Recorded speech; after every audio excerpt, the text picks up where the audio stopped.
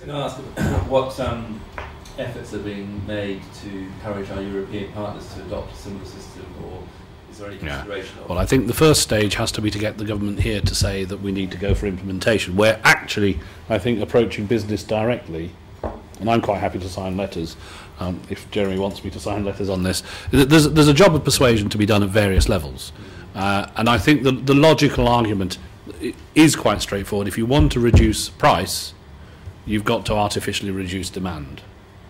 And how else do you do it? You know, there's, apart from having lots of recessions, which is quite a good way of reducing demand. But yeah, at the end of the day, you can't burn oil you ain't got. So I think there will be a political demand from high prices, because high prices will only be really controllable through demand reduction. Strictly as a national, it would never be implemented at any other level other than national. So well, I would no. That I think it's something that obviously needs to be implemented internationally. Obviously, it does. And when you look at sort of the payment systems, the international payment systems we have, Visa and MasterCard, and all those card-based systems, if you think about it, we're going down that route. That's obviously the place where change needs to occur. And the point at which the political demand is for it there is well, you're getting it already on energy prices. Energy prices are already an issue, and they're not going to get less of an issue. They're going to get more of an issue. Sorry, yeah. Well, firstly, just stepping way outside Europe, there is actually a sort of pilot trial of this set to start in the next month or two on a place called Norfolk Island off Australia, a couple of 100 miles off Australia. It's quite a big island. And the Southern Cross University in Australia are running this, and they're working with us on the the finer details of the scheme. So there are people looking at the practicalities of this. And in terms of widening out beyond the national, I mean, I think personally that we would need to have national schemes, but they could be replicated in every nation because of the sense of common purpose and the importance of that. If you have a single national price for TEQs units and you want everyone to engage with that and see themselves as part of a unit, it's that sense of national identity that makes that possible. Whereas if it was a European scheme, for example, I think there wouldn't be the sense of, oh yeah, we're pulling together and so are the French and so are the Germans and so are the Spanish. I just think in terms of national identity, that's less likely to happen. Commonality of the schemes have a common framework. Yeah, so absolutely. Absolutely. Yeah, but then you could have a European scheme where it's all the carbon units are the same across the place.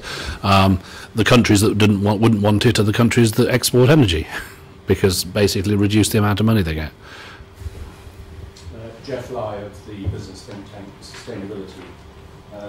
My analysis of the oil and gas industry over the last 10 years shows that the majors, particularly Shell and BP, have increasingly prioritised energy security over climate security in the way they invest.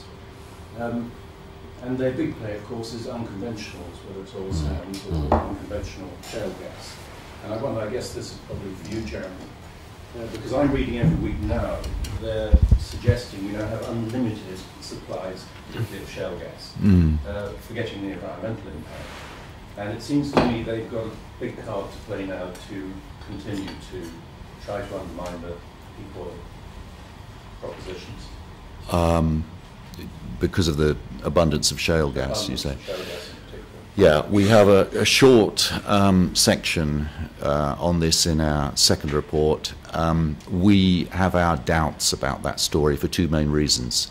First of all, switching to transport, switching transport to gas so quickly is, not a given, especially when you have so many challenges in the electricity generation sector, which, as you appreciate, is where the gas is sought and needed at the moment. And that's a task force view.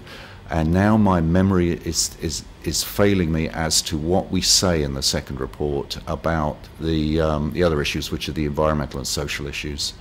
So if you will forgive me, I would just refer you to the report, lest I say something on, apparently on behalf of the companies that isn't in the report, and then move to the personal level again. I went to the premiere of Gasland last night. And for someone who is sort of a bit of an amateur I spend probably 2 hours a day, because I'm chairman of the company. I have time to sort of immerse my anorak interests in energy. So I read things like Kieran's website and whatnot every day. You know, I had no idea that some of the problems of water quality, air quality and health to do with fracking were as pervasive as they are portrayed in that film. And if someone like me hasn't picked that up, one wonders, you know, how that is going to play out in the policy debate. It's sad that you know, obviously the publishing process of this was a little way back when the stuff was finalised, and it was just kind of as this was going to print that issue was kind of raising its head a lot of the, you know, suddenly there's this massive abundance. What we did do was collect, it's actually EndNote 24, we collected a lot of the evidence that Jeremy and I sort of found looking at the shale gas issue, and I share his scepticism about this infinite abundance. And of course, over the last decade, those of us who've been following the sort of peak oil debate have seen lots of these, oh, don't worry about it, this, you know, X source is going to make it all completely abundant for another 30 years or whatever it is. And they often don't believe the hype. I think at the end of the day, you have to do the numbers on these things. And if we're talking about 86, 87 million barrels of oil a day, that's a lot of oil. And even things like the Athabasca tar sands, you can do the same flow calculations on them as are done on conventional oil projects. And I think what we need to recognise is that whereas over time perhaps our energy sources have become more convenient, the fringer suppliers will be less convenient. And so that doesn't mean there won't be a contribution. And again, the fact that it's all stored solar energy, at some stage we run out of stored solar energy. At some stage it peaks, the production peaks. Calculating when is a more complex question, and there are lots of people looking at it, and there's a lot more. Whereas the government used to rely on the IEA, and I used to ask parliamentary questions every so often. Perhaps another one's due today, Martin, please note.